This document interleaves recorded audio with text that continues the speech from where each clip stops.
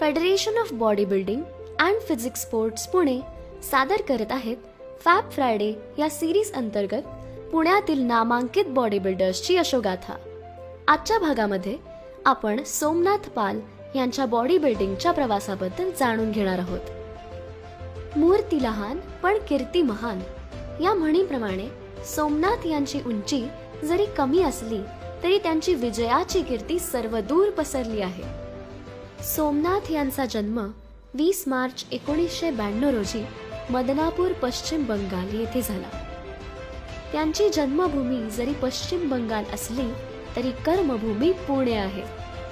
कहागोचिया Jagdish high school पश्चिम बंगाल येथे त्यांनी शालेय शिक्षण पूर्ण केले, पण त्यांचे पुढील शिक्षण घरच्या परिस्थितीमुळे होऊ शकले नाही आणि कामाच्या शोधार्थ सोमनाथ वयाच्या 16व्या वर्षी मुंबईला रवाना झाले। एका छोट्या हॉटेलमध्ये ते काम करू लागले, परंतु काही दिवसातच त्यांच्या वडिलांचा रेल्वे अपघात झाला व वडिलांना पाय गमवावा लागला। घरची सर्व जबाबदारी सोमनाथ यांच्यावर आली। मग अधिक पैसे कमवण्याच्या हेतूने ते पुण्याला आले।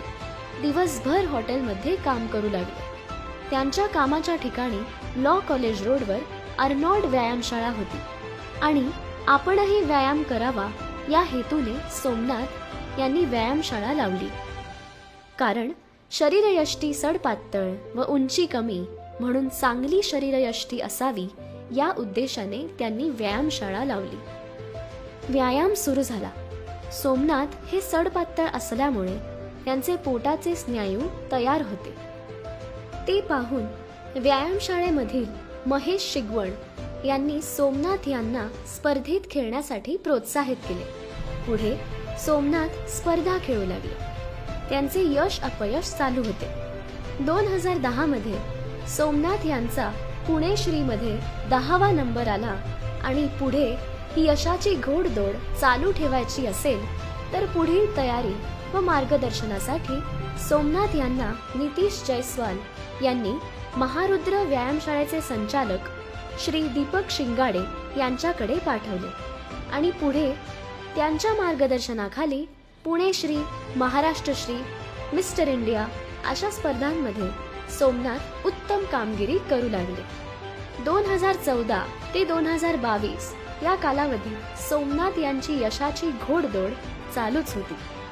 आज सोमनाथ हॉटेलमध्ये शेफ व जिम ट्रेनर म्हणून काम करत आहेत। मेदनापूर पश्चिम बंगाल या छोट्याशा गावातून कुटुंबाची जबाबदारी पूर्ण करण्यासाठी आलेला एक मुलगा आज पुण्याचा एक नामांकित बॉडी बिल्डर झाला। हा प्रवास सहज सोपा नव्हता, परंतु कष्ट आणि योग्य मार्गाने गेल्यास मार्ग नक्कीच सापडतो, असे सोमनाथ पुढील पिढीला संदेश देतात। गुरुचा आदर, परिस्थितीची जाणीव व मेहनतीच्या जोरावर ते पुढे पुण्याचे नाव राष्ट्रीय आंतरराष्ट्रीय स्तरावर नक्कीच घेऊन जातील यात शंका नाही। त्यांच्या पुढील कारकिर्दीस federation of body building and physics sports Pune यांच्याकडून शुभेच्छा। पुन्हा भेटूया अशाच एका फिटनेस फॅबला पुढच्या भागात, पुढच्या फॅब फ्रायडे।